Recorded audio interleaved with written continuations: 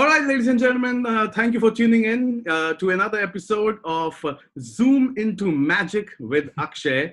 My guest for this episode was in the top 10 finalists of America's Got Talent. You've also seen him on The Ellen Show. You've seen him on Penn and Teller Fool Us. A mind-reading mentalist. Bordering on genius. He's mind reader, Eric Dittleman. Eric Dittleman. Dittleman. Eric Dittleman. Eric Dittleman. Ladies and gentlemen, please help me welcome the very charming, the very sweet, and the very popular Eric Dittleman. Eric, how are you? Hey, Akshay, thanks for having me. I'm doing well here in New York City and just trying to stay safe with all this craziness going on. And I'm happy to be here. Thanks for having me. The first time we ever spoke was when I was on India's Got Talent. You remember that? And I was just about to enter the show, and I asked you certain questions about the format of the show. Do you recall? Right, yeah. I remember you connected, I think it was through Facebook, just as you were going through your process through the Got Talent franchise. And I had done that a couple years prior to you, so I had some little tips and bits of wisdom for you, and turned out it worked out pretty well for you. So I'll wait for my commission check at some point. It's on your way. Just send me a PayPal. All right. Okay. So Eric, I'm going to begin by asking you the very question that I asked you way back then, because I believe a lot of people, a lot of magicians, especially the young ones, are the ones who are aspiring to be on such talent shows. And I believe it's really a blessing that now in every other country, they have their own version of the Got Talent. Not many people know this, but I believe they give you a tight 90-second duration, like a 90-second bracket. And you have to impress your judges within those 90 seconds. You have to perform your strongest material. So actually just one right here, just like this. You push down on that, make sure it's nice and tight. Yeah, there you go. This is for you skeptics.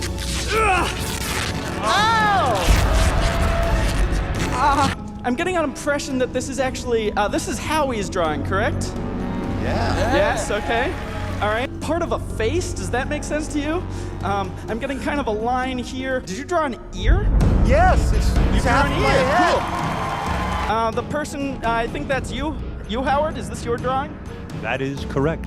There's actually, I'm getting glasses, I'm getting curly hair. This is a self-portrait, Howard?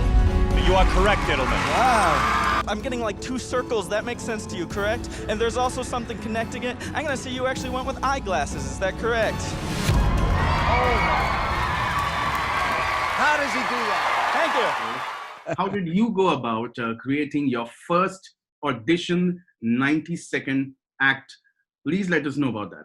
Sure. Yeah. Well, it was a weird experience just because there hadn't been any mentalist or mind reader on America's Got Talent before I went on. Yeah. So being the first one, I kind of had to figure out how to make that work. And I believe when I first even was considering it, some casting directors reached out to me, and I was just like, no, there's no way.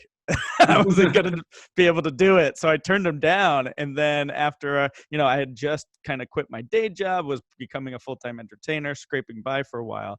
Then I was just like, I have to figure out a way to make this work. Having a TV credit would be very helpful. So I kind of went in with very low expectations. That's what I tell everyone who, my number one advice is like, set the bar low. Like, don't expect to, make it past the producers round. I was just thrilled to have the experience of auditioning for a television show because I had never done that before. So just that was a new experience. So I was trying to take that all in as I was going. But then once I decided on what material to do and figure out what actually fits in that 90 seconds, which by the way, I think they've let that slide a little bit more. I think there's some editing that they can do in those early rounds that are pre-recorded that it could be a little bit more than 90 seconds, but it's all up to the producers. I mean, I'm watching the show now, in the last few seasons, it seems like some of the acts get like 10 minutes almost. So, but don't expect that. Again, that's only for it's only for the producer's discretion, and but I was like, I need to make an impression. I want something that I'm comfortable with, something I'm not going to be too nervous to perform. That's something I've been doing for a while, and that's why I chose the blindfold routine for America's Got Talent, because I just knew there was going to be so many other new things coming in that I was experiencing for the first time performing on television. So I wanted all of that to be the stuff that caused me to get nervous, because I knew it would, and not have the actual effect or method or performance part be the part that makes me nervous, because that should be the easiest part, the thing you've been doing for a while. So my strategy going into that first round was just actually for the producers. It was just a small meeting. A lot of people don't know that what you see on those shows sometimes is not that first round that everyone gets to see, considered the first round on television, right? I'm glad you brought that up. I'm glad you brought that up. A lot of people assume, they actually think that that's really, you just walk in, give an audition, and there they are. And they're taping it for TV at that moment. No, there's several rounds before. There's a lot of like talking back and forth with casting directors, and because their job is just to get as many people through the door, so they have options for that season, because they want to make the best television show as possible. So then there's casting calls. There's all this ways to get in front of the producers, and then you get to actually finally perform for the producers, and then sometimes it's just two people and a camera.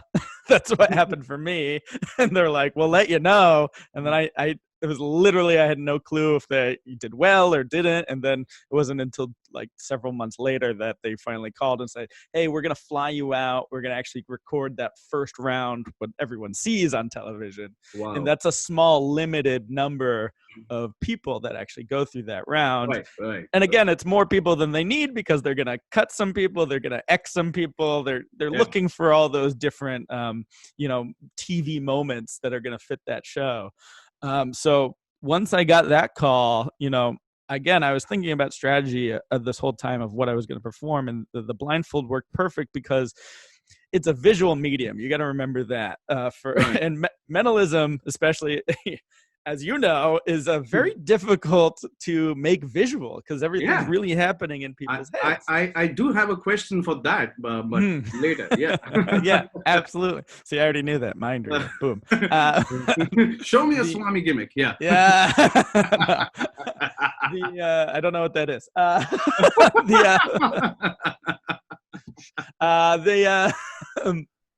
was I gonna say? Oh, so when visual, how do you make it visual is what you I went for the blindfold routine. I knew that duct taping my head around several times was gonna cause some sort of visceral reaction visually for people. Also, I knew that routine was going to use all three judges and the host. In our version, it was Nick Cannon. So he was going to be involved holding the drawings over my head and whatnot. So I knew that because I used all the celebrity power there as well, that was going to be the best odds for me to go on to the next round. And if not, at least make it to air. That was my only goal, right? So in those shows, they try to cut acts, they montage acts. Some are featured heavily. So I just didn't want to be montaged, and I didn't want to be cut. I just wanted to have my own little clip that, even if they worked it around to make me look bad or whatever, I could re-edit it and make it look okay and still have the credit to use. So when I went to perform too, I had to think about those 90 seconds, right? And those 90 seconds was real tough to fit a mentalism routine into. So I remember for the producers, I had to cut out all the jokes, cut out all the process as much as possible, streamline everything down. That was even more of a challenge once we got to the live shows. But for that first round, I took everything out. I was gonna lay papers out in front of the judges so they could start drawing away. And I knew I had a little leeway, because it's where do they officially start the clock? Was it when I walk on stage, or is it where I wrap my head in duct tape? I knew there was a little give and take. But as I walked out there, the producers actually stopped me and they said, we don't like the whole presetting the papers thing. It's going to look too set up. We don't want people to think the judges are in on it, even though, as you may have found out, People on YouTube always think the judges are in. They're not. They're not, they're not, man. In fact, But I believe they're as tough on you as they can at times. At times. Sure. But again, they're aware it's a television show as well. You have to remember that. Yes. As well. So when I was walking out, they're like, we don't want the papers preset. It's going to look too set up. So they're like, don't worry about time. And as soon as they said that to me, I was like, oh, I'm golden. I added all my jokes back in. I added the process back in. And I just like focused on trying to have fun on stage, which is what I always try to do when I get on stage. Right. So strategy worked and I got through the first round. And, even then you can't celebrate too much because another secret about those shows is not everyone who goes through the first round, when they tape it, that first round or tape it, gets invited to come to the second round because again they always do more than enough people in case there's issues or whatnot. So then I just had to wait and see if I was going to get actually moved to the second round, and I did. So and then it was just smooth sailing from there because I already accomplished my goal. Once it aired on television, I was happy, and that was all I set out to do. So everything else was icing on the cake. Yeah, so that's a day. Like I believe the moral of that story is set the bar so low that actually it takes away from all the fears of failing, I believe. Yeah, because I know people who've contacted me about going on shows much like yourself, but they, unlike you, were like expecting to win the thing and they hadn't even auditioned yet, right? So all you're doing at that point is setting yourself up for bursting that bubble, right? The odds of winning that show are so slow. So it's like, you got to think of it. I was thinking of it more from a marketing standpoint and how is this going to help my career having that television credit? And that's how I kind of approach every TV spot. It's like, it's just to sell tickets, to sell shows. And it's not about the ego or the pride of like, I got to be the best or whatever. Obviously I want to do as best as I can. Cause just that's really what you're competing against in these shows is you got so many different types of acts. You're going up against dogs and kid acts. And I had a guy firing himself out of a cannon. It's like you're comparing apples to oranges at that point. So it's like someone might be loving the cannon guy. You can't compete if that's their thing, So you really are competing against yourself and in the best that you can do. No, Eric, here's the thing. There's something close to the method side of it, okay? But we're not revealing any methods here. Although people who are watching it are all magicians and pros. But again, no methods revelation. But this is the closest thing that comes to that. In one of your acts, okay, I'm not going to be specific, but you're going to understand it. And people who have watched it will understand it. I'm going to be Penn Jillette for now, okay? I want to know. So in one of your acts, on one of your TV shows, okay, you do something that's heavily, and I would say absolutely dependent on electronics, okay? And I believe, does that... Yeah, sure. Does that thumper memory? Okay. Yeah. Okay. So my this is a general question and also being specific to that act on that show on whatever. Sure. Yes. Like, weren't you afraid of using the electronic on such a platform? What if it betrayed you at at the very moment of action? Because no matter how good the quality, even the cell phone all of a sudden just gets lagged or restarted or rebooted, reconnect. Sure. So weren't you afraid of that? Is my question. Not really, actually, because I had done all the tests and, I've done all the precautions. When you're dealing with stuff like that, I mean, you replace the batteries the day of the show, stuff like that to make sure everything's good. You check the frequencies, make sure that they're not interfering with the frequencies that, the television production's working on and whatnot. For me, though, I mean, I was more nervous about the round beforehand than this was. You're talking about my semifinal, perhaps, round, if people want to check it out. Howard, as king of all media, you influence many people, but I want to see if I can influence you. You're up here because in my audition, you never got to color in your drawing, so I'm not going to look, but pick up any color marker. coloring your face, and you're gonna have to do this kind of quick, but you can go back later. But for now, put that down on the table and grab another marker. Good. For this, I want you to color in the sunglasses. And again, do that fast. Now put that down and choose another one. For this, let's color in your hair, okay? Color in your hair. Put that down, choose another. Let's have some fun and add some devil horns, Howard. And you have one color left, so do a goatee and a mustache as well, and then go back and fill in your colors. But right now, Howard, bring your whole easel over here as well. A lot of pressure for me, gentlemen. This was really about me and you, right? Because I was actually trying to influence you to do this. Whoa! And they'll know exactly the effect and who markets it probably. Yeah. And I was actually one of the first people, if not the first person to do it on television. I think I beat someone else out on an Ellen appearance by like a month or two, but we have very different presentations, so that was nice. But just kind of, again, making those your own and making things, that served a very specific purpose in the show that went with my overall strategy towards how I approached every act on America's Got Talent. But no, I wasn't too concerned about that because it hadn't failed me ever. And I think you can't rely on it per se. And I have outs since when it has kind of flubbed up a little bit. But you just kind of approach it as like a mentalist strategy. You're familiar with, like even when things don't hit exactly right, as a mentalist, it kind of helps prove that you're more legit. So the adage I had, that I definitely used it more for my previous round, my quarterfinal round, was like, if something goes wrong, I mean, it's going to make great TV.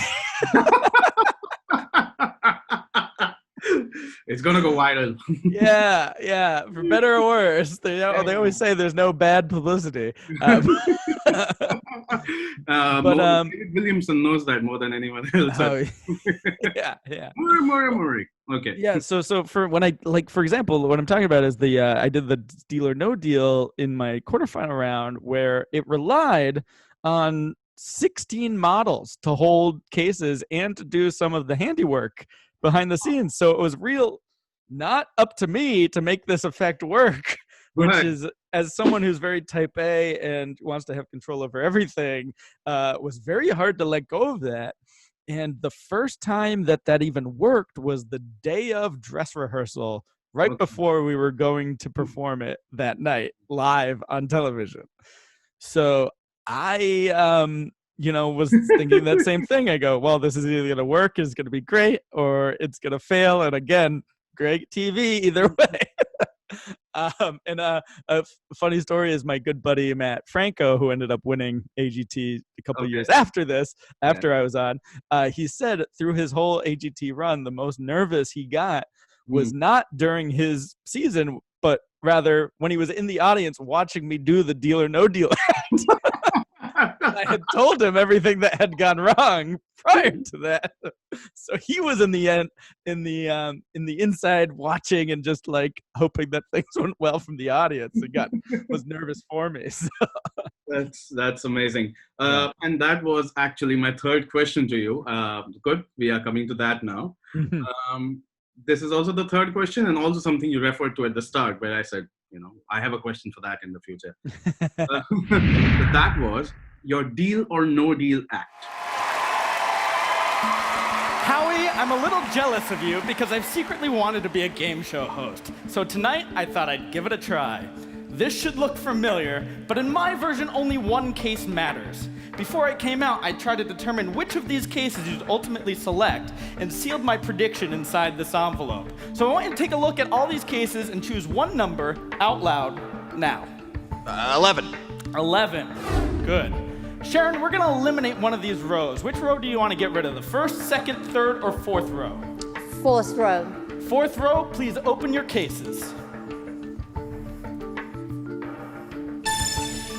No deal. Howard, you also get to eliminate a row. Do you want to get rid of the first, second, or third? Third row. Third row, please open your cases. So far, so good. Now, Howie, at this point, before we open your case, you have one final decision to make. Do you want to keep this envelope or switch it with one of the remaining cases? I'll switch it. With what number? 4. Case number 4. You could have chosen any case. In fact, I even gave you an opportunity to change your mind. But there was one target case I knew you would choose, and you would choose this case. And so you know it's the only one. Can you open the last cases for me? No! Wow! And in case there was any doubt, the target is case 4. That's amazing! Diddleman.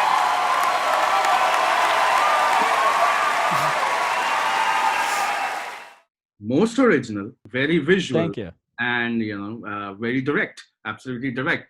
How do you go about making mentalism? Most original, very direct and very visual, especially visual. So how do you go about making it visual? And tell us about the deal or no deal process. How did you come up with that in your head? Sure, absolutely. Yeah, it was very interesting because, again, that one served a very specific purpose in my overall arc in the show. After the blindfold act in the first round, I did a piece in the second round where it was naming Sharon Osbourne's crush. And the strategy going into that was there was no audience. It was just the judges. So I knew to come to the table. I was one of the first people to, I think, maybe Sperry was the only other one I had seen where he did the mental floss thing and he dropped it in front of Howie, which got a great reaction. But I think I was started the trend of actually going up to the table and starting and doing an effect, a full effect there for the judges. So I wanted a big reaction from Sharon, and I wanted like a small kind of like close-up intimate performance because I knew they were the ones, and the producers too, making the decision who was going to go into the live rounds. So that worked really well, but also I knew it would kind of change the texture. So I did this big blindfold thing, used all the judges, then I brought it down. And the thing that I've watched, because I watched America's Got Talent ever since season 1. So I've seen things that worked and things that didn't work. And one of the biggest criticisms I've seen, like for most types of acts, like dance groups or singers or bands or whatever, is they kind of plateau, right? They kind of get somewhere and stay there. So bringing it down, I knew it would get the reaction I wanted, but I was kind of hoping for a little bit of criticism that this isn't big, it's not Vegas, because that's what they were always shouting at. And Howard Stern gave me that right after that, where he's like, oh, it was really good, but does he have what it takes, because I knew if I was going through, the next piece I was going to do was this Deal or No Deal piece, which was big and glamorous and glitzy to show that arc and that rise and that progression, to think of it like a storyline, like any movie. It's got an arc to the story to it. So coming up with that was a pretty easy idea because I knew the other part of the quote Dittleman strategy was to focus on each judge and try and customize things to each of the performers, because I knew the judges were acting as the kind of the surrogate for the audience at home. So if they're impressed and they're excited, that's going to convey to everyone voting at home. So I had done something with Sharon in that second round with their first crush, made sure it wasn't Ozzy, obviously. And then I knew for Howie, I was like, well, he was very famously in the States for hosting Deal or No Deal. I wonder if I can recreate this act. And I've used games for a lot of if you can't tell from behind me, I love games and I love game shows and I love puzzles. But I've always used that as a basis for my mentalism routines because there's an inherent level of fun already when you're playing games. So to have that as a way to motivate my mentalism pieces, like even my blindfold act is kind of a Pictionary routine. People are drawing things and I'm guessing it just like the game of Pictionary. So I was like, game show, this is perfect. It fits my style. I went and I found the exact manufacturers who made the Deal or No Deal cases from the original show to get those made for me to use as props.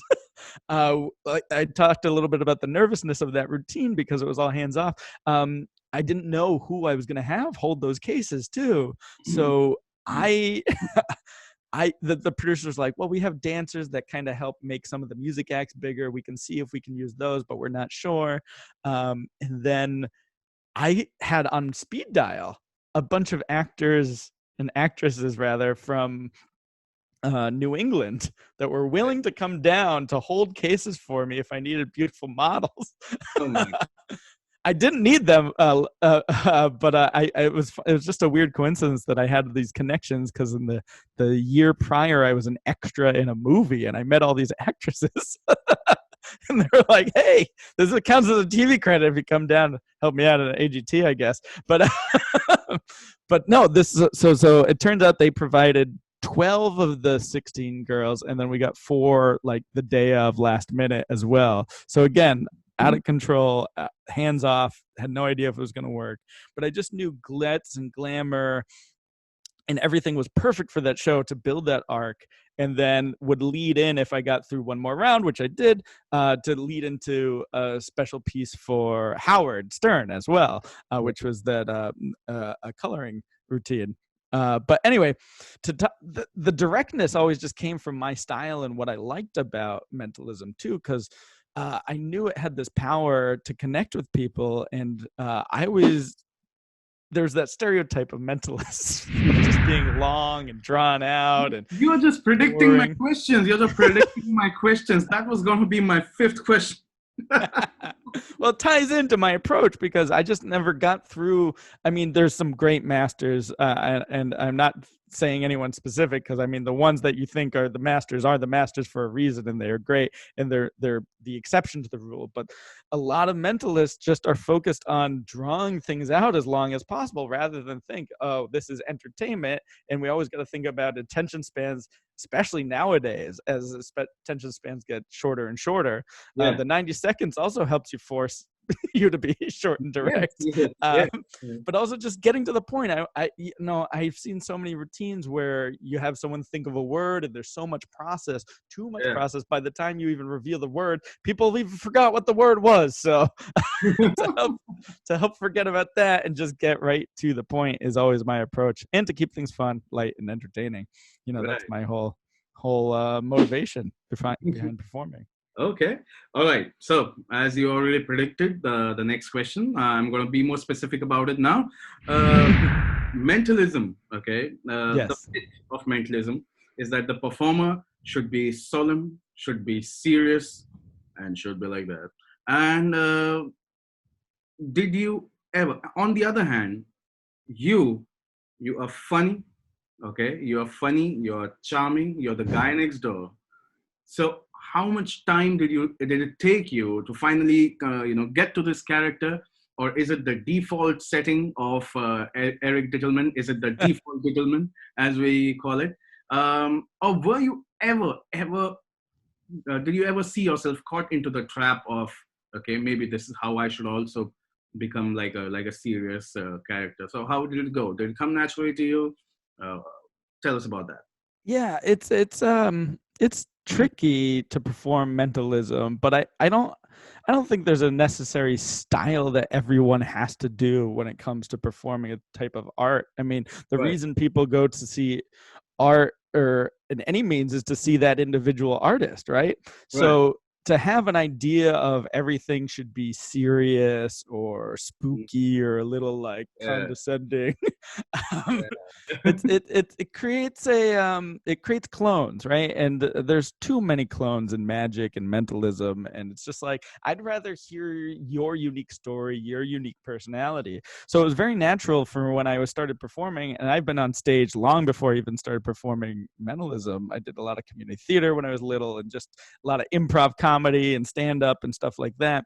So using that kind of persona, which is just really a heightened version of myself, right? It aligns with what I'm doing, and I find ways to take the material and fit it towards my personality and style. And I think everyone should be doing that, because we don't need other clones of famous mentalists or just a guy on TV. That being said, I did face a lot of some flack, not a lot, but just like people who were not used to a different style, or I get a lot of you got to be a certain age to perform mentalism because it has this wisdom persona. And I was a young guy. I was only 26 when I came on the scene for that show for AGT. So having that youthfulness, people were a little taken back in the community. Yeah. But it turns out once you see it, the reaction from people in the real world, people can talk all they want in the community, but I'm not performing for them per se. I'm trying to perform for the general lay audience, the general public, and I'm trying to just listen to the audience. Because I mean, with my background in comedy and improv and stand-up, whatnot, that's your only feedback. It doesn't matter what people are saying after the show. Other comics aren't saying, it doesn't matter. If you're getting laughs, that's all that matters. So you listen, you respond to the response you're getting, and you make adjustments that way. So that was my approach when it came to perform mentalism as well. Wow, that's fantastic. Now moving on to something that you haven't predicted, thank God. Well, I have an envelope here. No. All right. So here's my next question to you. Just the way people believe all around the world that, and I believe that's true to some extent, that the final destination in the world, the final destination of all magicians or mentalists is like, the epitome. If you are in this city, you've made it. That's Vegas. Okay. Right. Everybody talks about Vegas. Now on television, there is another version of Vegas on television that if you've made it, then you're on this show. And if you're on this show, you've made it. And that's the Ellen Show. Okay. Sure. Tell me about your experience when you went on the Ellen Show, because on the Ellen Show, you were not a participant. You were not a contestant. You were not someone who auditioned to be on the show. You were invited as a celebrity guest. And to have that arc of auditioning for the 90 seconds without any expectations of winning the show, with just entering the show thinking, let this be on air, God, please let this be on air. Now, having that arc to being invited on probably the biggest talk show in the world as a celebrity guest. What did that feel like? How did it happen? Tell us about that story. Sure. I'll get to that in a moment, but I do want to say something funny about the whole Vegas dream thing as well, because that was a question they asked during AGT, right? And during AGT, they were like, "Oh, have you ever dreamed about living and performing in Vegas?" And right. that's to be honest, that was never a goal. Be cool if it happened. I got to perform on stages in Vegas, so I'm very lucky there. But it was never like I need to move to Vegas, just because personally, there's like you're competing with all these other shows, and there's already some great magic there too. So now you're competing with a lot who are now my friends. So I'd be competing with them sort of as well. So, but during the show, you kind of have to play their game a little bit too. So when I was asked that question, I just had to respond. And again, some friends who know me well saw right through the honesty of my answer. But I'm just like, yeah, dream come true to be in Vegas. Sure. So you never dream of that? I mean, if it happened, I'd love it, and I wouldn't turn it down. But I love traveling and performing, especially not being tied down to certain routes, necessarily. I love being in New York, obviously, but I travel for most of my shows, and I don't like stopping that. And I like meeting people on the road, and I like bringing my brand to people. Sure, maybe one day to settle down in a location would be great. Would it be Vegas? I'm not sure. There's lots of locations that aren't a hotbed of competing magic shows, like I'm saying. But I just thought that would be that's a funny aside that during AGT, they're like, oh, do you want to be in Vegas? I'm like, yeah. You got to give them the answer they want sometimes is what I'm saying. And I believe you brought up Matt Franco just a while. Yeah. And Matt, I believe, is doing a show in Vegas. Absolutely. And he loves it, and he's well suited to it. I mean, he's been there for I can't even think, over 5 years now? It's got to be. Yeah. So he's doing great, and he loves living there, and he's built, he has like good community of friends. And I say there's competing magic shows, but most of the magic community there is very friendly and whatnot. But I just don't know if that's my goal per se to get there. But to answer your Ellen question, that experience was amazing for me. You say a lot of people like dream of getting on a show, and she was the biggest talk show, and she features a lot of magic. I mean, daytime television is different than late night television too, but I mean, as things get more segmented and as we move more online, it's like it doesn't have the power of, say, Johnny Carson in the States. It used to be a comedian would go on, do a stand-up set, and then if he calls you over the couch, you get a sitcom the next day, because millions and millions of people were watching that show because there was only 4 channels. So there's not many other options. So as things get more manufactured, and like as we're seeing with the internet, you find your little niche and you find your way to speak to your audience. And having major TV credits still helps build a larger audience, of course, but I'd rather be performing and finding the people that really like my brand specifically and are diehard about the way I do things, because those are the people that really keep me going and are supporting me as I try random and weird stuff. But of course, having the larger broad base appeal is always a little nice to help as well, especially when it comes financially. But for Ellen, I'll tell you that story because that was a whirlwind. I didn't even expect that ever to happen. I got a phone call on a Friday. This was a bit after my AGT appearance. They had seen some clips. They liked it. They were like, can you do this stuff on or something on Ellen's show? And I was like, as soon as I got the phone call, no matter what they asked, I just said yes. I was just like, yes, I could do that. Yes, yes. I wasn't even listening to the questions. It was just like, yes, yes, yes. Get me on the show. So they called me on a Friday. I believe I flew to LA on that next Sunday, 2 days later. We filmed Monday. I flew back Tuesday, and that's when it aired. So it was like an immediate turnaround. I probably think that one of the guests had canceled and they just needed something, and I happened to be on their list, and they brought me in. But the other interesting part of that Ellen story was she's not around for any of the rehearsals because she wants to be surprised for real and be in the moment. So what was cool was the producers are like, all right, you're in charge of this segment. So you get to really tell Ellen where she's going, and you're kind of directing where she's gonna go.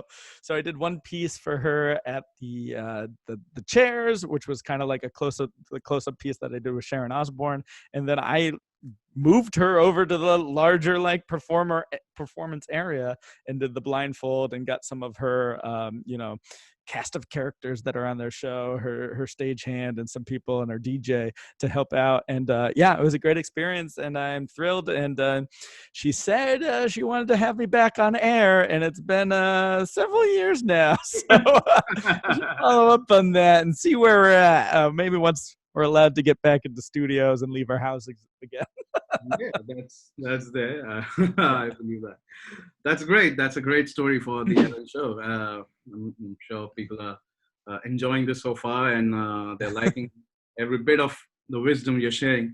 Now here's my final question to you. Okay, Eric, ready? Sure. Let's wrap things up. Great. Okay. Let's do it. Do you feel, and I think I've known you quite a bit for this to be able to ask you this question, I believe you do not feel art should be competitive. So elaborate on that, because that's something that you feel, and I know that for sure. So what do you say about that? Do you think art should be competitive, or it should not be competitive? What's your take on that? And elaborate on that. Yeah, it's a tough one, because I mean, obviously I did competition shows.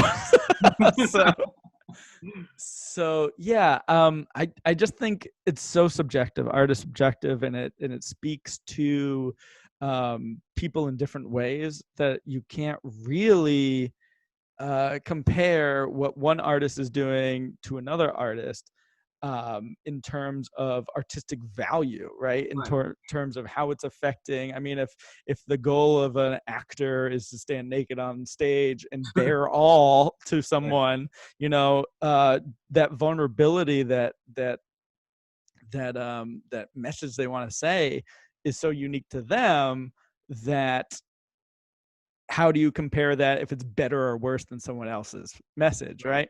Right. That being said, is going on a talent show considered art? I don't know, maybe.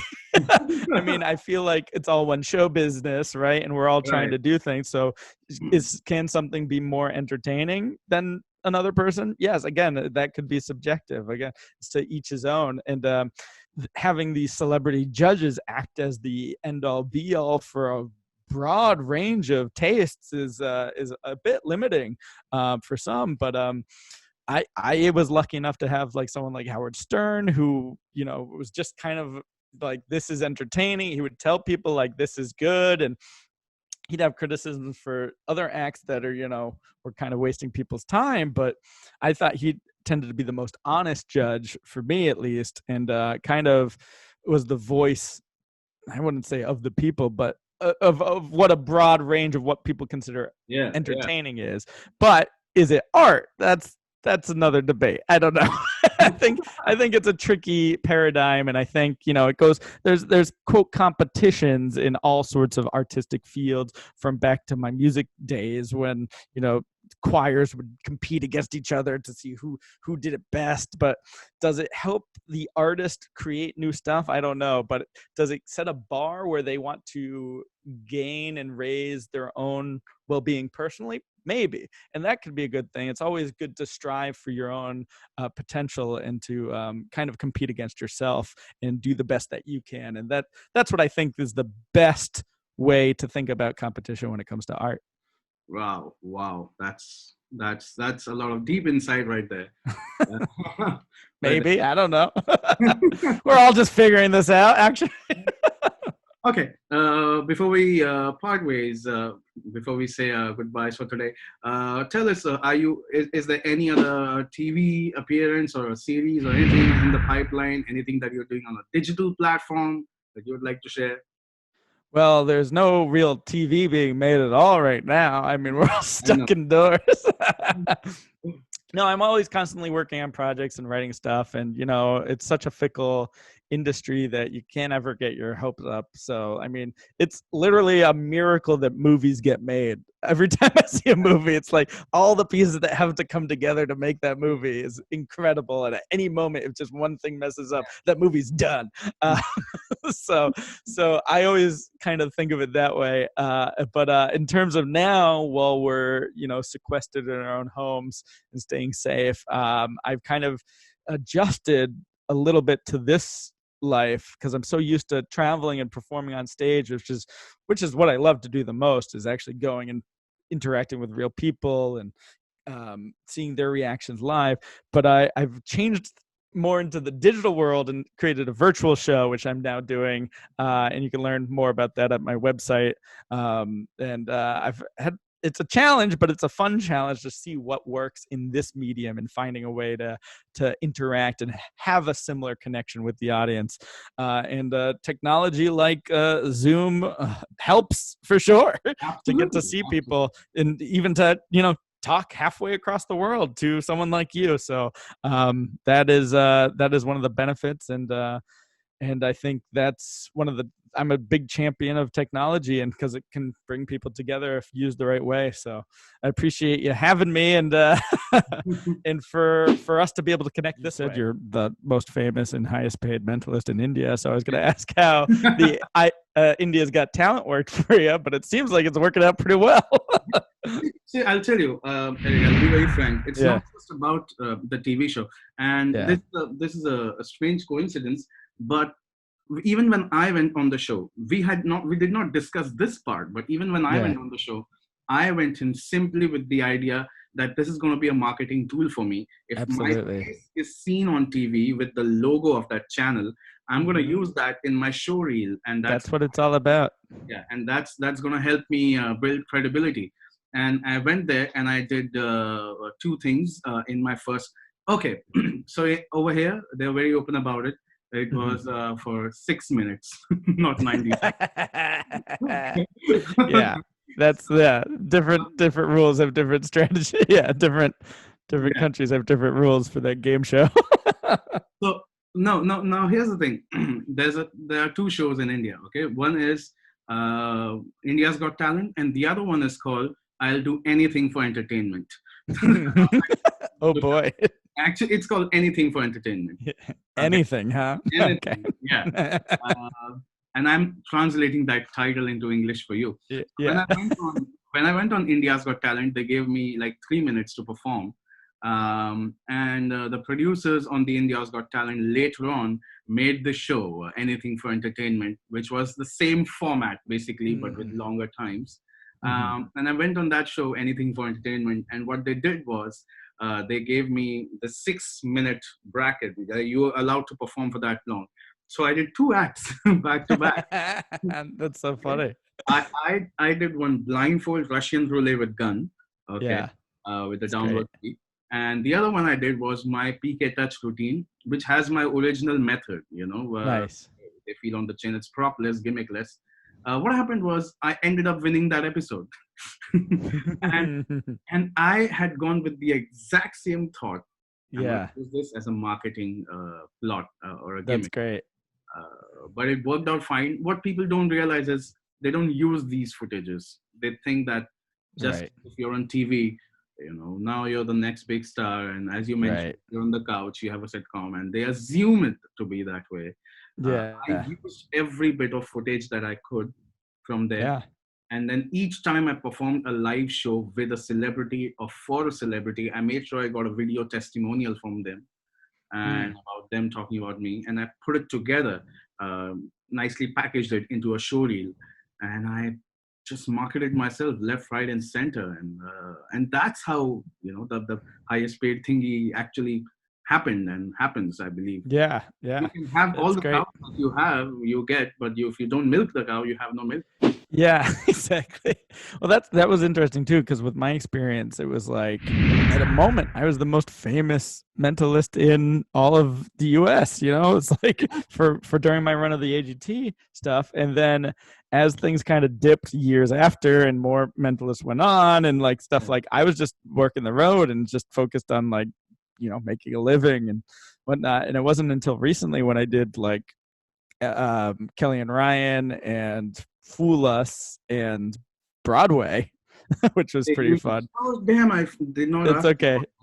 I did it for one night. It was nothing. It was all thanks to Colin, but just filling in for Colin for a day. But yeah, that was to keep. I think of it like keeping the plate spinning. The act where it's like they're balancing, right, and everything like that. So it's like just to keep that plate spinning again, so that you can keep going for several more years, and then just keep trying to build that brand.